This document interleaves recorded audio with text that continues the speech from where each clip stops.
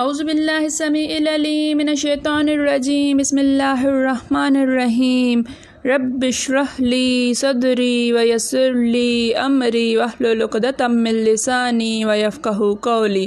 رب یسر ولا تعسر وتمم بالخیر وبک نستعین رب زدنی علما۔ السلام علیکم ورحمۃ اللہ وبرکاتہ۔ الحمدللہ ہم سورہ بقرہ کا ترجمہ و تفسیر کر رہے ہیں۔ 265 آیات کا ترجمہ و تفسیر الحمدللہ ہم کر چکے ہیں۔ آج کا سبق آیت نمبر 266 سے دیکھیے۔ اعوذ باللہ من الشیطان الرجیم ایود احدکم ان تکون له جنۃ من نخیل واعناب تجری من تحتها الانہار له فیہا من کل الثمرات واصابہ الکبر وله ذریۃ ضعفاء۔ ایود کیا یود وہ پسند کرتا ہے، ود ودیت سے پسند کرنا، چاہنا، کیا وہ پسند کرتا ہے، احدکم احد ایک، تم میں سے کوئی ایک، کیا تم میں سے کوئی یہ پسند کرتا ہے، ان کے تکون ہو جائے، ہو لہو کے لیے، ہو اس کے لیے، اس کا جنتن ایک باغ، جنت کہتے ہیں باغ کو، کیا تم میں سے کوئی پسند کرتا ہے کہ اس کا ایک باغ ہو، من نخیل، من سے نخیل کھجور، نخیل کہتے ہیں کھجور کو، وعناب اور انگور، تجری بہتی ہوں، من تحتہا من سے تحت نیچے، ہا اس کے نیچے، الانہار نہر کی جمع ہے انہار، نہریں، لہو کے لیے، ہو اس کے لیے، فیہا فی میں، ہا اس میں، من کل ثمرات من سے، کل ہر ثمرات پھل، ہر قسم کے پھل، اس میں ہر قسم کے پھل ہوں، وَأَصَابَهُ اور اصاب پہنچے، آ جائے، آ پڑے، ہو اس پر، الکبر کبر سنی بڑھاپا، وَلَهُ اور کے لیے، ہو اس کے لیے، ذریۃ بچے ہوں، بال بچے، ذریت نسل، ضعفاء بہت ہی کمزور، یعنی چھوٹے سے، اس کے بہت کمزور چھوٹے سے بچے ہوں، وَأَصَابَهَا پس اصاب پہنچ جائے، آ پڑے، ہا اس پر، تب اس پر آ پڑے، اعصار ایک بگولا، فی میں ہی اس میں، نارن آگ ہو، فاحترقت پس احترقت جلا ڈالے، تو وہ جل گیا، تو وہ جل جائے، کذالک اسی طرح سے، یبین واضح کرتا ہے، بیان کرتا ہے، اللہ لکم کے لیے، تمہارے لیے، الآیات آیت کی جمع ہے آیات، نشانیاں، لعلکم تاکہ تم تتفکرون تم غور و فکر کرو، تم سوچو۔ ایود احدکم ان تکون لہ جنۃ کیا تم میں سے کوئی چاہتا ہے کہ اس کا ایک باغ ہو، من نخیل وعناب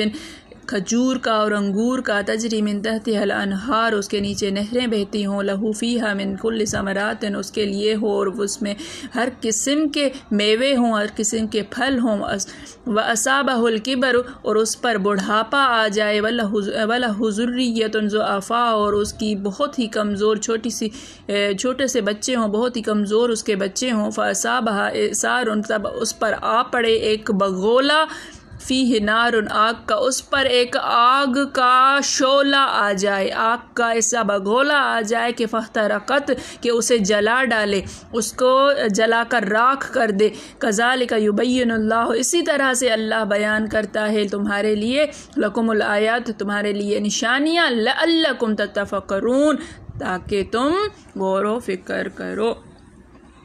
بھلا تم میں کوئی یہ چاہتا ہے کہ اس کا کھجوروں اور انگوروں کا باغ ہو، جس میں نہریں بہہ رہی ہوں، اور اس میں اس کے لیے ہر قسم کے میوے موجود ہوں، اور اسے بڑھاپا آ پکڑے، اور اس کے ننھے بچے بھی ہوں، تو ناگہاں اس باغ پر آگ کا بھرا ہوا بگولا چلے، اور وہ جل کر راکھ کا ڈھیر ہو جائے۔ اس طرح اللہ تم سے اپنی آیتیں کھول کر بیان فرماتا ہے تاکہ تم سوچو اور سمجھو۔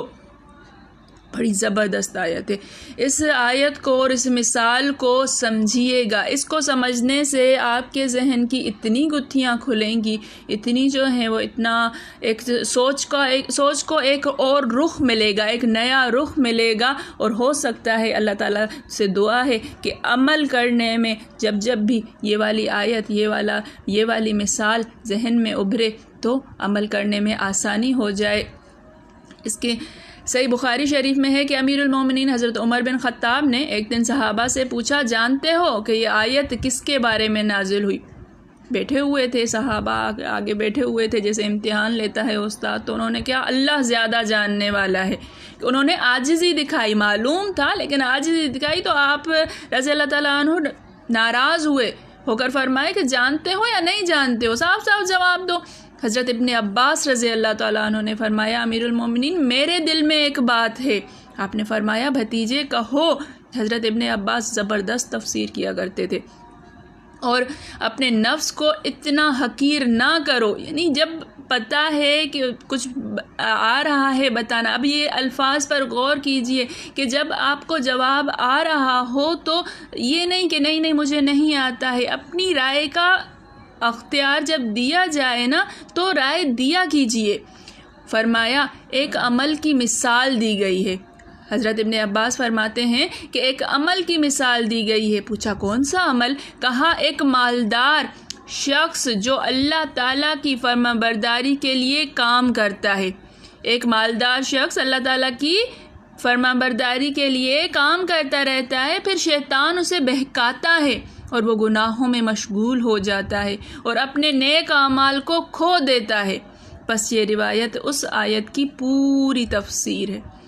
ایک انسان نیک اعمال میں لگا ہوا ہے، اللہ تعالیٰ نے اس کو مال بھی دیا ہے، اللہ تعالیٰ نے اس کو عزت بھی دی ہے، اللہ تعالیٰ نے اس کو جو ہے وہ نیکی کی توفیق بھی دی ہے، وہ کرتا ہے، لیکن شیطان اس کو ایسا پکڑتا ہے اس بگولے کی طرح کہ وہ اس ساری چیزوں کو چھوڑ کر بری راہ پر چل نکلتا ہے اور اپنی ساری پیچھے جتنی بھی نیکیاں ہیں تباہ کر کے چھوڑ دیتا ہے۔ اس میں بیان ہو رہا ہے کہ ایک شخص نے ابتداً اچھے عمل کیے، پھر اس کے بعد اس کی حالت بدل گئی اور برائیوں میں پھنس گیا اور پہلے کی نیکیوں کا ذخیرہ برباد کر دیا، اور آخری وقت جب کہ نیکیوں کی بہت زیادہ ضرورت تھی یہ خیال ہاتھ رہ گیا، جس طرح ایک شخص سے جس نے باغ لگایا پھر اتارتا ہو، لیکن جب بڑھاپے کے زمانے کو پہنچا، چھوٹے چھوٹے بچے بھی ہیں، آپ کسی کام کاج کے قابل بھی نہیں رہا ہے، اب مدار زندگی صرف وہ ایک باغ ہے۔ اتفاقاً آندھی چلی، پھر برائیوں پر اتر آیا اور خاتمہ اچھا نہ ہوا، تو جب ان نیکیوں کے بدلے کا وقت آیا تو خالی ہاتھ رہ گیا۔ کافر شخص بھی جب اللہ کے ہاں جاتا ہے تو وہاں تو کچھ کرنے کی طاقت نہیں، جس طرح اس بڈھے کو جو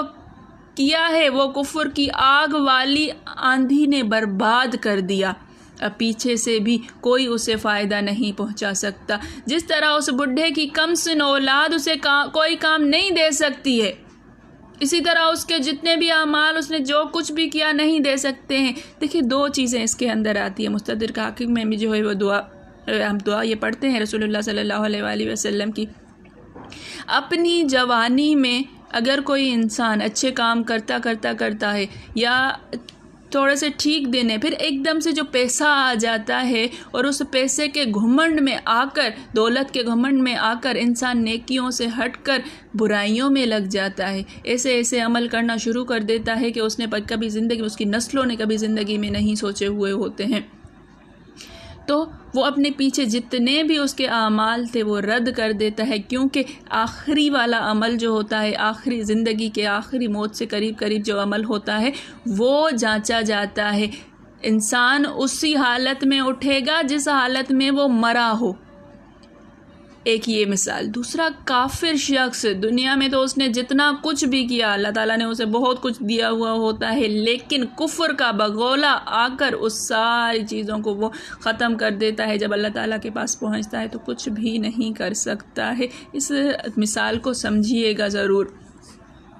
رسول اللہ صلی اللہ علیہ وآلہ وسلم ایک دعا کیا کرتے تھے، اللہم اجعل اوسع رزقک علی عند کبر سنی و انقضاء العمری، اللہم اے میرے اللہ اجعل بنا دیجئے اوسع وسیع رزق کا اپنے رزق کو، علی عند علی پر عند پاس کبر سنی میری زیادہ عمر بڑی عمر کے وقت، اب میری بڑی عمر کے وقت میں جب میری عمر زیادہ ہو جائے تو میری روزی زیادہ کر دے، وسیع کر دے، و انقضاء عمری اور جب میری عمر ختم ہونے لگے،